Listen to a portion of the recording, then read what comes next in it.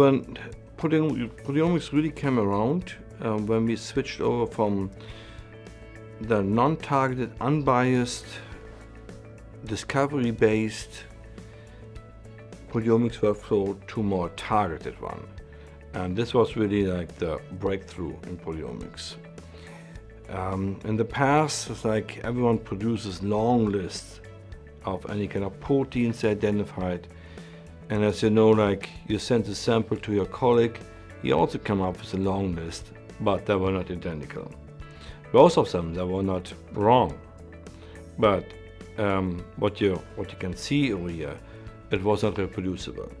And I think when we started to go more into targeted proteomics and using internal standards, then it turned around.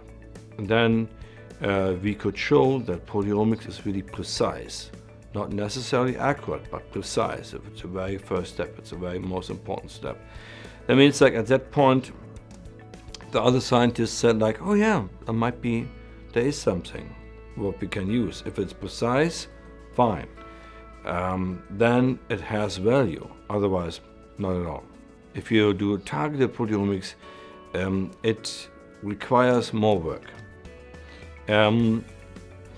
Untargeted is more quick and dirty, I would say, but in the end, it's about what do you get out of it, and what do you want to do with this result? Like, it's also something important. No? If you really want to quantify something, then you need to have a very robust and reproducible assay. To develop this takes time, costs money. I do understand this. Sometimes you're under pressure. We're all under pressure actually, to do it something in a quick way and get results. But I think in proteomics and in other sciences there's no cutting corners. If you want to do something really which has value, you need to put in the time, and I really want to encourage every young scientist to think about this and to put the time and effort in there to do it right. A major benefit of quantitative proteomics right now, that we can do it in a highly multiplex way. We are still not there in terms of sensitivity where we would like to be. For example, plasma. We can quantify hundreds of proteins within one experiment, and proteins which are present from milligrams per mil down to lower nanograms per mil.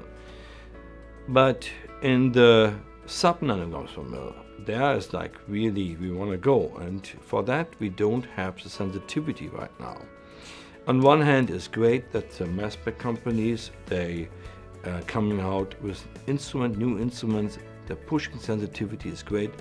We need to work, the scientists, we need to work on approaches which are then more sensitive. One thing is the combination of immune affinity enrichment and mass spectrometry. This is what I think right now the way to go, but of course, and what I said before, it requires extra work, it requires extra efforts and even like funds to do this. But in the end, then we can go where we want to go. I mean, it's like in this case, into the picograms per mil area, where we can detect low abundance proteins, which are, as you know, the biomarkers what we are looking at, not the most abundant. Very unlikely that the most abundant proteins are the biomarkers. So, summary, multiplexing, yes, we can do it fast. We can very fast develop an assay, but we are limited in terms of sensitivity. On one hand, great MS companies pushing it, that we're going deeper and deeper into the proteome. On the other hand, I think it's not enough. We need to have additional or like new methods, and combining enrichment with mass spectrometry is really the way to go, what I see right now. What I see the major improvement is really in terms of sensitivity. Today we heard even like talks where in clinical proteomics, like where it's very important. For example, like you have a fine needle tissue biopsy sample. Only micrograms what you have, micrograms of total proteins, even sometimes less.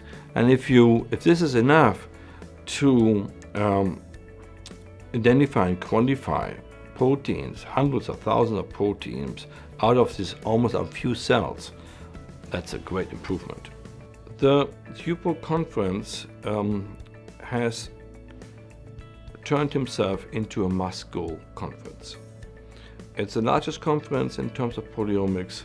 Here is really people show what they can do right now, the latest and greatest, and also like all the top-notch people like here at HUPO. And also in addition, the vendors are here. All the vendors which are working or who are working in our field are here. And this is great, like in 2-3 days you can get up to speed, like you know exactly what is going on, you feel where the field is going, and it's also important to know and it reflects on yourself, like what I'm doing, like, and everyone needs to ask the question, does it make sense what I'm doing? Am I behind? Or like, do I do something, propose something that is totally opposite where the field is going? Now, sometimes it's good. Sometimes it's not a bad thing to swim against the stream. But it's at least like for me, HUPO, how I see it, like I get a great overview of what is going on in terms of proteomics. When you go to more like to the smaller conferences, more specialized, but here it's very comprehensive. I want to see HUPO in the range where ASMS is right now. ASMS has around 7,000 members, and every year 6,000 to 7,000 attendees will go to their annual conference. Not there yet, like HUPO is not there yet, but 60% of all the people who are attending ASMS are scientists who are involved or working in proteomics and metabolomics. So do the math. Like we have like around like 4,000 people at ASMS who are really interested in our field, but they're not here. Like this is like what we need to change. We are so far definitely the most visited proteomics conference, that's true, but I would like to see that in a couple of years really 4,000 or 5,000 proteomics scientists are coming.